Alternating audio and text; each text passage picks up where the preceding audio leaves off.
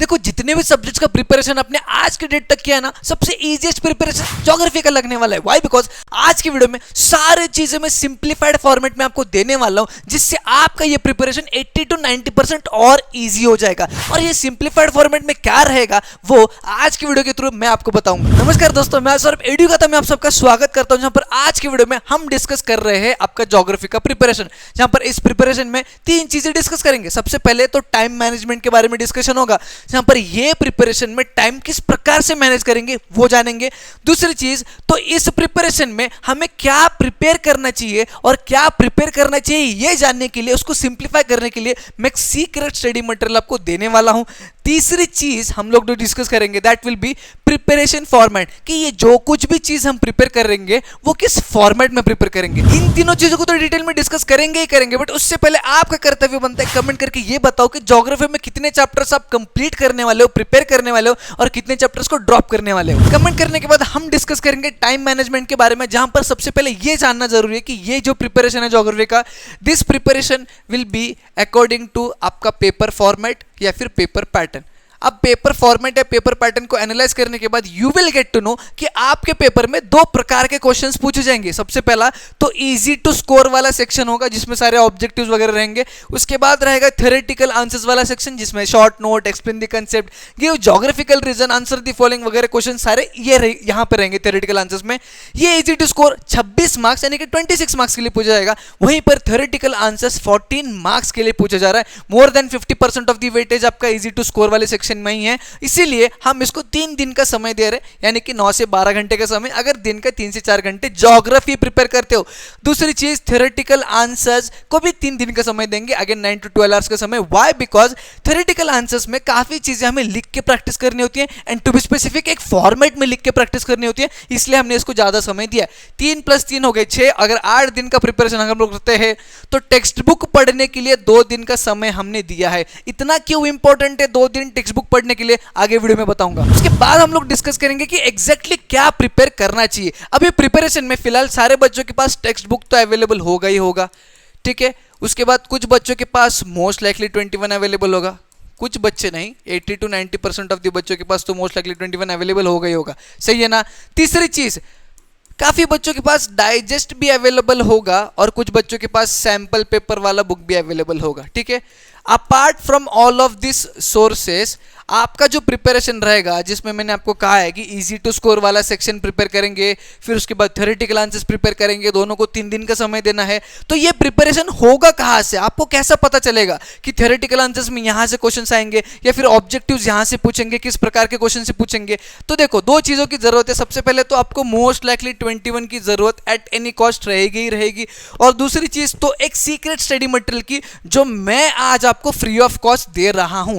ये उसका एक स्क्रीनशॉट है, यानी कि इसमें कुछ 3-4 चैप्टर्स मैं आपके सामने दिखा रहा हूं। इस सीक्रेट स्टडी मटेरियल में क्या है अभी मैं आपको एक्सप्लेन करता हूं। सबसे पहले तो मोस्ट लाइकली 21 में आपको ये तो पता चल जाएगा कि सारे ऑब्जेक्टिव्स आपको प्रैक्टिस करने, और आप प्रैक्टिस करते चले जाएंगे जस्ट लाइक आपका वर्कबुक प्रैक्टिस करने की तरह।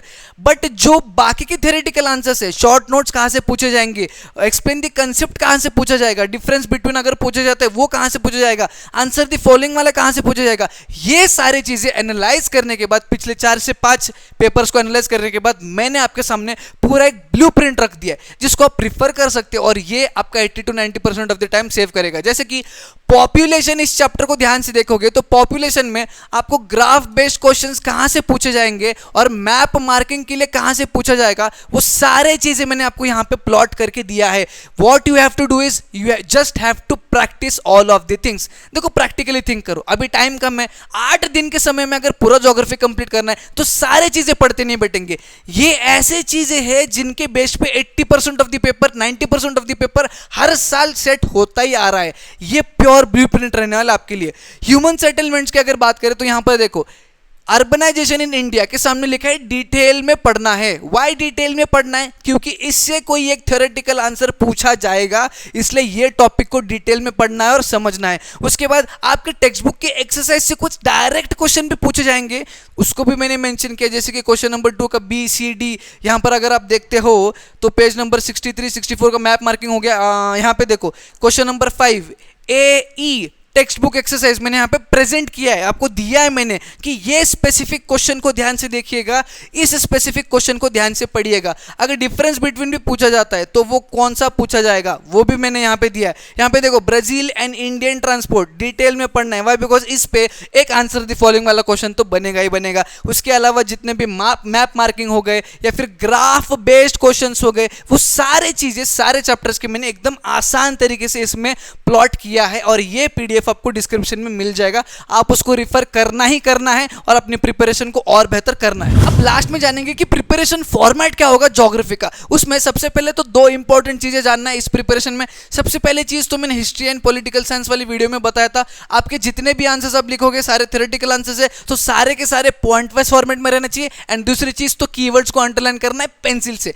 दूसरी चीज काफी इंपॉर्टेंट है, ज्योग्राफी के पेपर में 80 to 90% ऑफ द बच्चे ये प्रॉब्लम फेस करते हैं, जैसे ही वो आंसर द फॉलोइंग या फिर थ्योरेटिकल आंसर्स में आते हैं तो काफी बच्चों को पता ही नहीं चलता कि किस आंसर को कितने वर्ड्स में लिखना है और कितना समय देना है। इसलिए हर थ्योरेटिकल आंसर लिखते समय आपको दो चीजें दिमाग में रखनी है, एक तो वर्ड लिमिट और दूसरा तो टाइम लिमिट।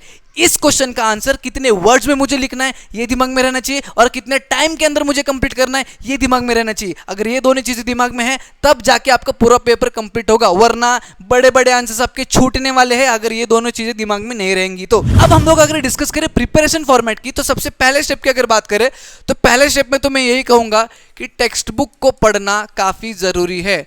तो टेक्स्ट बुक रीडिंग होगा पहले 2 दिन के लिए, ठीक है। पहले स्लाइड में मैंने आपको बताया था कि 2 दिन के लिए टेक्स्ट बुक रीडिंग होगा।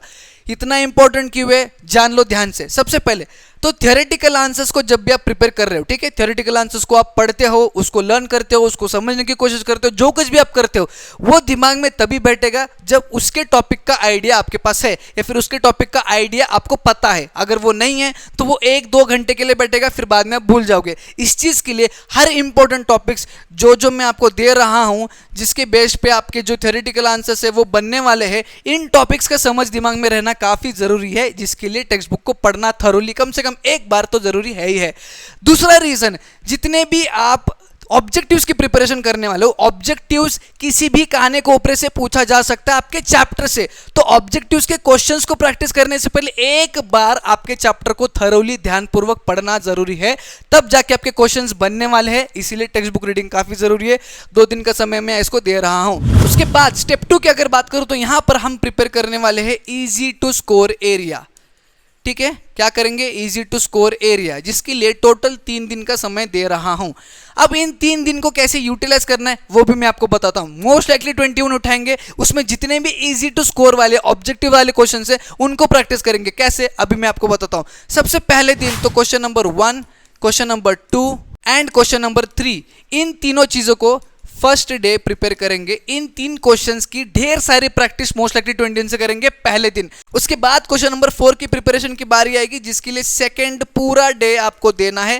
Why? Because question number 4 is map related question. तो मैप रिलेटेड क्वेश्चन के जितने भी प्रकार के क्वेश्चंस मोस्ट लाइकली 21 में अवेलेबल है, जितने भी टॉपिक्स मैंने आपको यहां पर प्रैक्टिस करने के लिए दिए, सारे चीजों को प्रैक्टिस करना है दूसरे दिन। तीसरे दिन की बात करूं तो क्वेश्चन नंबर 6 हम प्रैक्टिस करेंगे थर्ड डे पे। Why? Because question number 3 is graph related question. तो ग्राफ रिलेटेड जितने भी question from your text book जो पूछे जाने वाले हैं, उसको प्रैक्टिस करने के लिए मोस्ट लाइकली 21 तो है ही है, और उसको पढ़ने के लिए मैंने यहां पे आपको टॉपिक्स स्पेसिफिकली मेंशन किया है, ठीक है। Is that clear for you? दूसरा स्टेप समझ में आ गया। उसके बाद स्टेप 3 की अगर बात करें तो हम बढ़ेंगे अपने थ्योरेटिकल आंसर्स को प्रिपेयर करने के लिए। किसके प्रिपेयर करने के लिए? थ्योरेटिकल आंसर्स को प्रिपेयर करने के लिए। अब थ्योरेटिकल आंसर्स में काफी चीजें होंगी, जैसे कि एक्सप्लेन द कंसेप्ट होगा, गिव ज्योग्राफिकल रीजंस होगा, शॉर्ट नोट्स होंगे, आंसर द फॉलोइंग वाले क्वेश्चंस होंगे। इस प्रकार के ढेर सारे क्वेश्चंस आपके मोस्ट लाइकली 21 में दिए हैं, और मैंने आपको टॉपिक दिए जिन जिन टॉपिक पे वो चीज पूछा जाएगा, तो वो दोनों चीजों को रिफर करके आपको प्रिपरेशन इसका करना है। इसके प्रिपरेशन में what you have to do is, आप सारे चीजें पढ़ने से तो दिमाग में नहीं रहने वाली, कुछ ना कुछ तो लिख के प्रैक्टिस करना पड़ेगा। जो भी चीज आप पढ़ोगे ना, जो भी चीज, उसको 2 से 3 बार पढ़ना, ठीक है। 2 to 3 टाइम्स उसको रीड करना। अगर वो दिमाग में बैठता है, अगर वो याद में रहता है, अगर वो याद हो जाता है, वेल एंड गुड। नहीं हो जाता है तो 1 से 2 बार उसको लिख लेना। क्या करना है? लिख लेना, जिससे वो हरगिज ज्यादा देर तक आपके दिमाग में बैठ जाएगा।